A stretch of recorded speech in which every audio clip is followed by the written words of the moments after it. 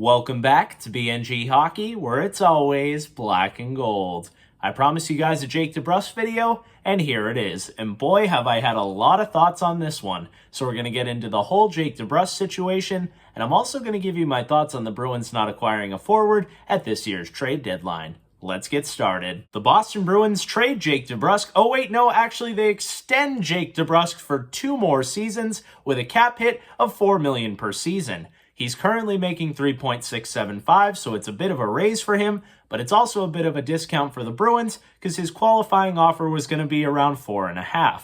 When this signing was announced yesterday, I was so confused, but then I remembered one of the things teams didn't like about DeBrusk was that he didn't have term and they weren't comfortable with that qualifying offer. So then I thought, smart move by Sweeney and a good move for DeBrusk. DeBrusk wants to move, so he signs this contract to make him a more tradable asset. And then Don Sweeney will hopefully get more in return now that DeBrusk has term. Makes sense. But then it started to seem like he was going to stick around. I even tweeted it out when he was practicing on the first line and leading the stretch that it seems like he's sticking around and that as names started to come off the board, he was less likely to be moved. And that's exactly what happened, and now he's a Bruin for the next 2 seasons. Or is he? It has been reported that Jake DeBrusk does still want to be traded, and I'm sure the Bruins still want to trade him as well. I don't think it's the worst thing in the world that he's sticking around, but I think this relationship is starting to come towards its end, and Jake DeBrusk is still a more valuable asset now that he has this contract signed. So I would not be surprised that at some point in this offseason, whether it's at the draft or in the free agency frenzy, Jake DeBrusk does get moved.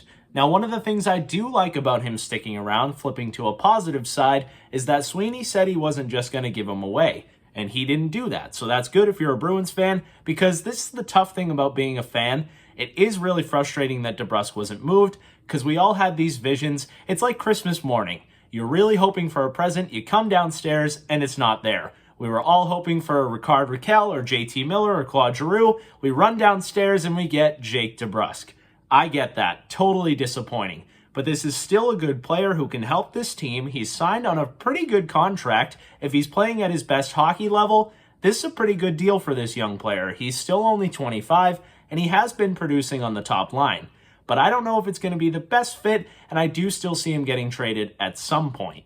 Speaking of trades, the Bruins didn't make any more after the Senyshyn for Brown trade, and that's very disappointing if you're a Bruins fan. I know we were all really hoping that they added more forward depth, and to be honest with you, hearing Sweeney, it sounds like he was also hoping to add more forward depth. But this is one of those things, again, where it's difficult to be a fan. If Sweeney overpaid for a third-line forward, we would all complain. Sweeney didn't overpay for a third-line forward, and guess what? We're all complaining.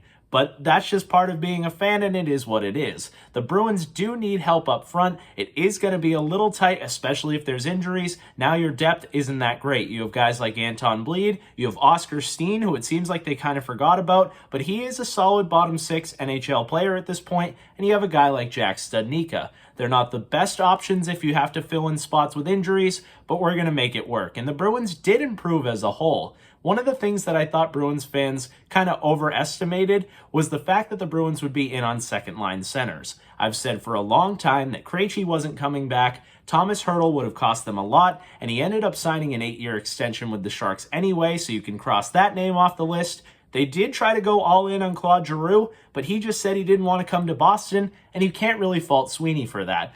Giroux wanted to go to Florida. That's where he went. It didn't matter the Bruins package, and it sounded like the Bruins even offered more. So he was out there trying, and I'm kind of glad that Sweeney didn't overpay for a rental like Andrew Copp or Max Domi, because those guys kind of went for quite a bit, especially for somebody who's only going to be around for one playoff run.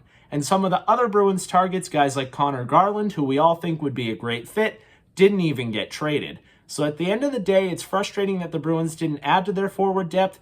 They do probably need it, but I'm glad that Sweeney didn't overpay for a rental, and it seems like he did try.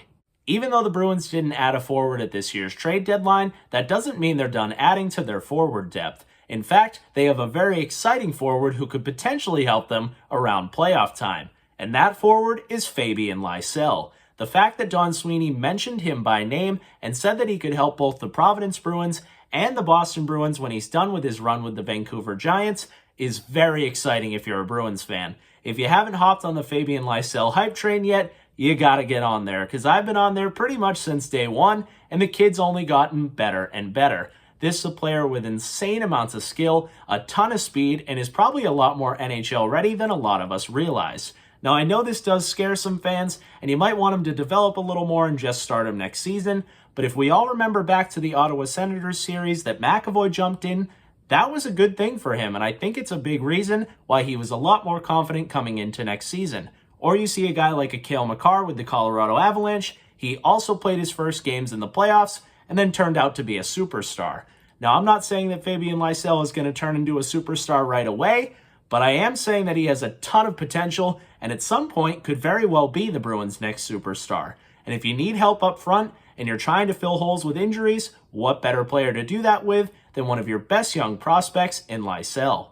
Even though I'm disappointed that they didn't bring in a forward, I still think the Bruins had a pretty good deadline, and fans can look at this one of two ways. If you're one of the people who didn't think they were a contender coming into this trade deadline, you should love this trade deadline, because they added a guy in Hampus Lindholm who does help them now, but also in the future. They also didn't give up too many future assets, and they didn't pay for any rentals. So if you didn't think this was the Bruins' year, then Don Sweeney had a pretty good deadline for you. If you're someone like me who still thinks they have a pretty good team and liked how they looked before the deadline, they're a better team today. Adding two players at a position of need makes them so much better, and a guy like Hampus Lindholm really moves that needle. So the fact that they didn't add a forward should kind of be irrelevant. Even though we were all looking forward to it, they don't need it. They do have enough scoring. They have a better defense now, which I thought was their weakest position, and I still think they have plenty to go on a deep playoff run. And when it comes to Jake DeBrusk, you have to think he'll still be motivated. He has a pretty good contract now. Maybe he could change his mind and stick around if you're a DeBrusk fan.